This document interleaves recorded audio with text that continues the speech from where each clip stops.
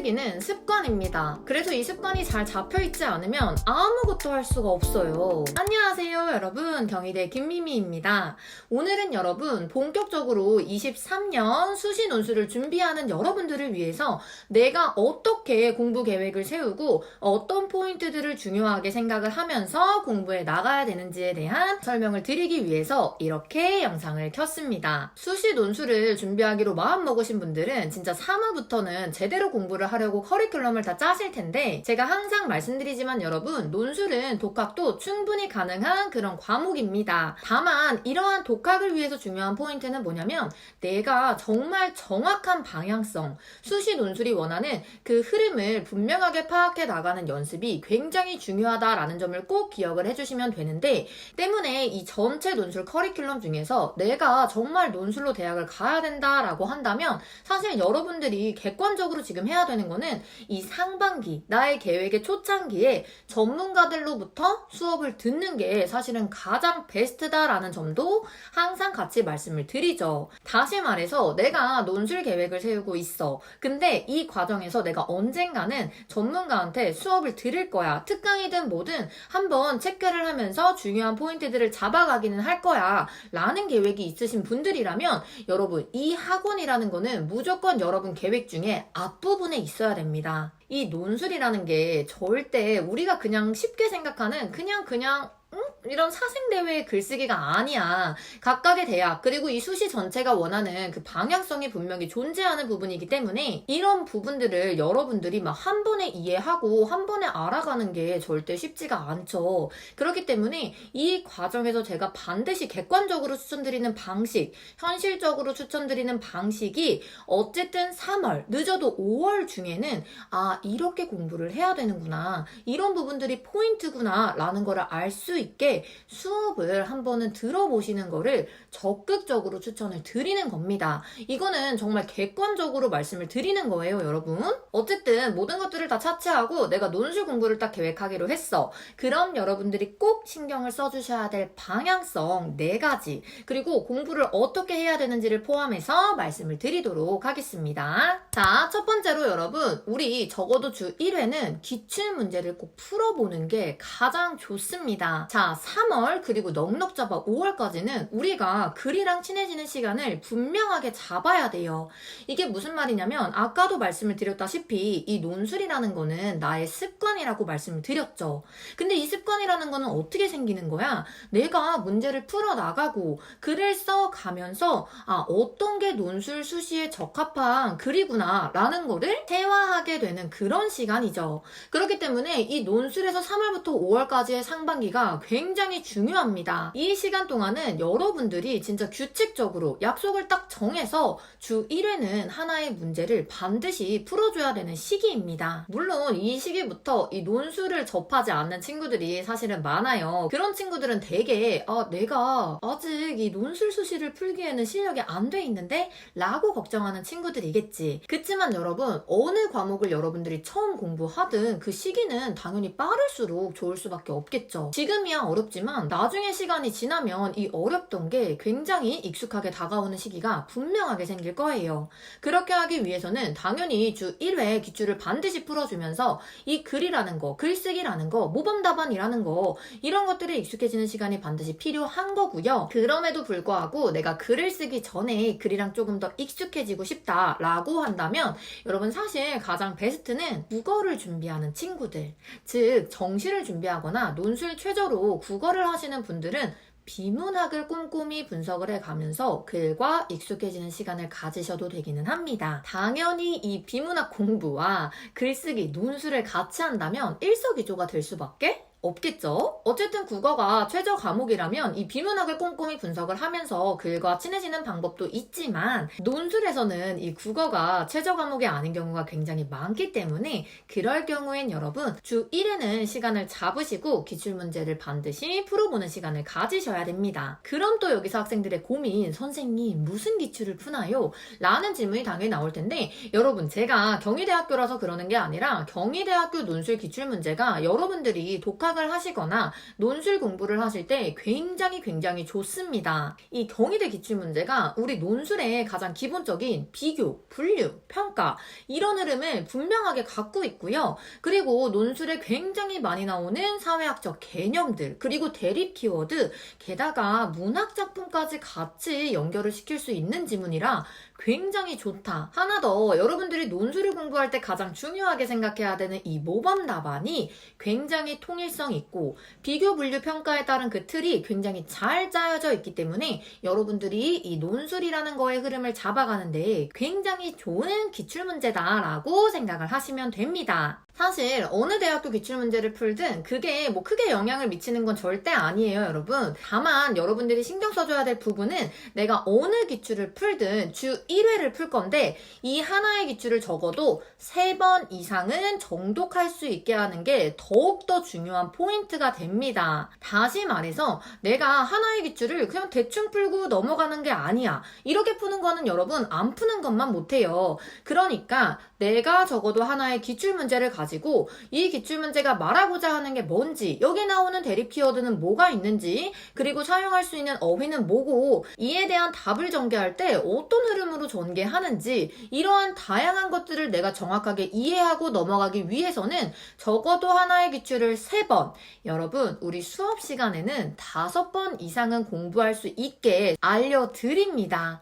그래서 사실 3번도 적어, 얘들아. 5번 정도는 내가 봐줘야 아까는 읽었을 때 못 봤던 부분들, 그리고 내가 다시 글을 쓰면서 아까는 조금 내가 부족하게 썼는데 이렇게 쓰니까 좀 더 완성도가 높아지고 내가 전달하려는 주장이 더 잘 전달되네. 이런 것들을 알기 위해서는요, 하나의 기출을 적어도 5번씩은 보는 것이 중요하다. 반드시 이렇게 5번 볼 생각을 하고 문제를 푸시는 게, 계획을 잡으시는 게 중요하다라는 점입니다. 그래서 내가 그냥 주먹구구식으로 읽는 것이 아니라 어떻게 5번을 읽어야 효과적으로 이 기출을 끝냈다고 말하고 넘어갈 수 있는지에 대해서는 여러분 이 공부 방법을 다음 영상에서 상세하게 업로드 될 거기 때문에 그 부분을 같이 참고를 하시면 훨씬 더 방향성을 잘 잡아서 공부해 나가실 수 있으실 겁니다. 자, 다음으로 중요한 건 여러분, 이 부분은 진짜 학생들이 제일 소홀히 하는 부분들 중에 하나인데, 여러분들이 푼 이 기출문제,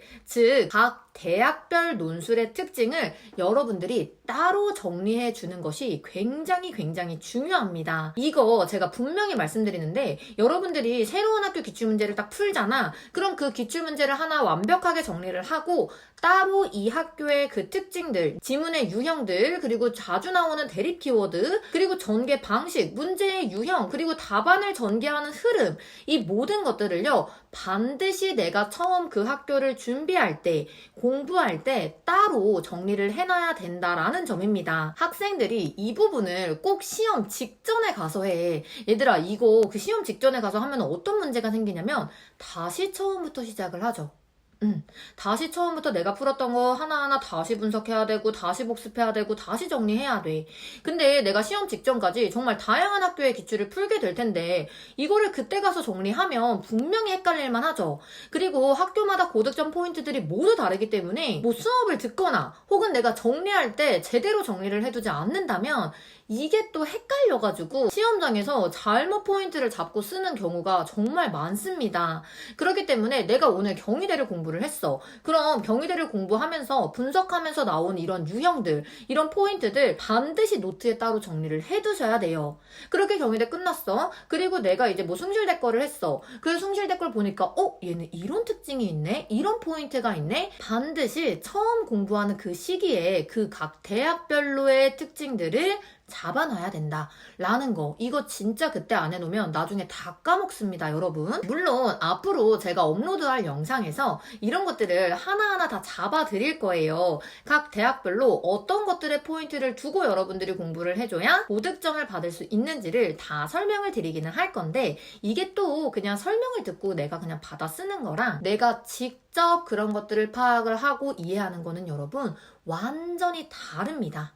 그렇기 때문에 여러분들이 직접 또 정리를 하고 수업을 듣는 친구들은 수업을 통해서 각 대학별 특징을 정리를 해두고 그리고 나중에 업로드되는 쌤의 영상을 통해서 다시 한번 정리를 하면서 내가 내일 경희대 시험을 보러 가는데 이렇게 정리해둔 노트가 있었지? 라고 생각을 하면서 그 노트만 다시 정독을 해도 여러분들이 시험장에서 긴장을 하거나 막 우왕좌왕하거나 그런 일은 현저히 줄어들게 될 겁니다. 다시 말해 3월부터 각 대학별로 실전처럼 다 준비를 해놔야 된다 라는 점을 말씀을 드리고 있는 거죠. 논술은 예습보다 복습이 중요한 그런 과목이기 때문에 이런 것들을 미리미리 이제 체크를 해놓고 체계적으로 정리를 해놓으면 나중에 반복적으로 복습을 하면서 여러분의 실력은 점점 더 늘어나게 될 겁니다. 그렇기 때문에 각 대학별로 문제의 유형, 지문의 유형, 그리고 고득점 받는 포인트 이런 부분들은 얘들아 이제 예시 답안이나 학교별 채점 기준이 분명하게 나와 있어요. 그래서 각 대학별로 이 논술 가이드가 있기 때문에 그런 것들을 얘들아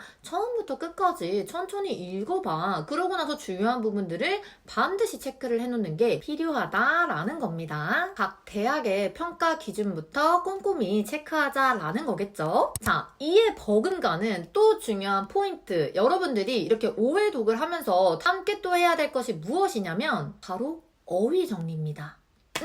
여러분들이 영어 공부를 할 때 영어를 내가 고득점을 받으려면 제일 중요한 게 뭐지? 바로 단어죠. 이거는 논술에서도 마찬가지고 여러분 지문을 완벽하게 분석하고 싶어. 그리고 이걸 바탕으로 내가 생각하는 주장, 내가 뽑아낸 근거들을 조리 있게 설명을 하고 싶어. 그럼 이 두 가지를 충족시키는 가장 큰 조건이 뭘까요?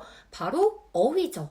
내가 하나의 지문을 읽어내려가면서 이 지문이 말하고자 하는 것은 이런 어휘로 설명이 되겠구나. 이 지문이 말하고자 하는 것은 바로 요 키워드겠구나. 그리고 이 키워드를 잘 설명하기 위해서는 요런 어휘들이 필요하겠구나. 요런 부분들을 분명하게 알고 있어야 내가 당연히 지문을 읽고 이거를 내 생각을 쓰고 하는 데에 가장 중요한 포인트가 될 겁니다. 게다가 여러분 우리 막 수능 0단어 막 이렇게 모아져 있는 거 나오잖아. 그런 것처럼 논술도 논술에서 정말 자주 쓰이는 그런 논술형 어휘가 분명하게 존재를 합니다. 이게 당연히 처음에는 내가 처음 글을 풀어보고 막 지문을 보다 보니까 뭐가 중요하고 뭐가 논술형 어휘인지 모르죠. 하지만 이것도 글을 계속 보다 보면 이 어휘 되게 자주 나온다. 이 A라는 단어는 맨날 이 B랑 대립적으로 나오네? 이런 게 보이기 시작을 해. 그렇기 때문에 이 논술이 좋아하는 어휘들을 반드시 정확하게 이해하고 알아두셔야 글을 읽는 것도 쓰는 것도 훨씬 더 수월해지겠죠. 때문에 여러분들이 지문을 복습하는 과정에서 내가 당연히 모르는 어휘들, 자주 등장하는 어휘들, 그리고 모범 답안에서 키워드라고 잡아주는 이런 어휘들을 반드시 여러분들의 노트에 따로 정리를 또 해둘 필요가 있습니다. 때문에 방금 말씀드렸던 이 학교별 유형 정리, 그리고 이 어휘를 같이 정리할 수 있는 그런 노트를, 논술형 노트를 따로 만들어주는 게 훨씬 더 중요하겠죠. 이 논술형 어휘들을 어떻게 정리하는 게 가장 베스트가 될지 역시 다음 영상들을 통해서 하나하나 여러분 설명을 드리도록 할 건데, 마지막으로 여러분 이거는 필수사항은 아니기는 한데 사실 논술을 준비하는 친구들은 대체로 사탐 과목에서 선택하는 두 가지가 있죠. 사회문화와 생활과 윤리입니다. 여러분 사실 이 논술 기출문제에서 대립 키워드는 주로 이 생활과 윤리와 사회문화에서 다 나온다고 봐도 무방할 정도로 사회문화의 개념 그리고 생활과 윤리의 개념이 굉장히 중요하게 작용을 합니다. 어쨌든 입시 논술이다 보니까 내가 고등학교 과정에서 배운 그러한 내용들이 나올 수밖에 없는 게 수시 논술이죠. 물론 각 대학교들 간의 차이는 분명하게 있지만 어쨌든 비교, 분류 이런 평가가 많이 나오는 이 논술에서는요, 내가 고등학교 때 배웠던 사회문화와 생활윤리의 대립 키워드들을 중점적으로 비교하고 분류하는 그러한 흐름이 굉장히 많이 나옵니다. 많이 나오는 수준이 아니라 거의 다 여기서 나온다고 봐도 무방하겠죠. 뭐 예를 들어서 사회문화 하면은 가장 쉽게 이제 비교할 수 있는 부분이 뭐 문화상대주의, 문화사대주의, 자문화중심주의, 얘네는 약간 요새 트렌드는 아니기는 해. 어쨌든 이런 키워드들을 여러분들이 알고 있는 내용이라면 사실 제 지문에 나와 있는 지문을 이해하기에 이렇게나 수월한 게 있을 수가 없다라는 거죠. 지문 자체에 이런 개념들이 정확한 키워드로 나오지 않는다 하더라도 내가 이 지문을 보니까 문화상대주의에 대한 내용이네? 라고 생각하고 문화상대주의라는 단어를 써주잖아. 이게 굉장히 중요한 고득점이 되는 그런 대학들도 분명히 있다라는 겁니다. 그래서 논술을 선택한다면 여러분들이 이 두 과목을 선택하시는 것이 가장 베스트다라고 분명하게 말씀을 드릴 수가 있고요. 설령 내가 이 두 과목을 선택하지 않는다라고 하더라도 사실 진짜 논술을 준비한다면 이왕이면 적어도 시간이 날 때 여러분들이 학교 교과서라든지 그냥 간단하게 설명된 개념서들 있죠. 이런 것들만 빠르게 조금 읽어 내려가면서 정리를 해주는 것도 정말 너무너무 중요한 방향 중에 하나다라는 거를 꼭 기억을 해주시면 됩니다. 물론 이 생윤과 사문의 내용이 막 전체적으로 다 나온다 이렇게 광범위하게 나오는 거는 절대 아니고 이 논술에서도 또 나오는 대립적인 키워드 나오는 것만 나와. 그래서 이 대립 키워드에 대한 개념들 그리고 설명들 그리고 연관되어서 나오는 각종 지문들에 관련된 내용은요 여러분 5월부터 저랑 같이 체계적으로 준비를 하실 수가 있게 되실 겁니다. 자 여러분 제가 오늘 설명드린 이 중요한 내용들은 앞으로 여러분들이 제 유튜브에서 보게 될 영상을 통해서 하나하나 더 자세하게 설명이 들어가게 될 거고요. 올해 수시 논술을 저와 함께 처음부터 끝까지 체계적으로 준비하고 싶다라고 생각하시는 분들은 언제든지 고정 댓글란에 있는 오픈 채팅방으로 편하게 문의 주시면 됩니다. 우리 올해도 잘 달려봅시다. 그럼 여러분 우리는 수업에서 봐요. 안녕.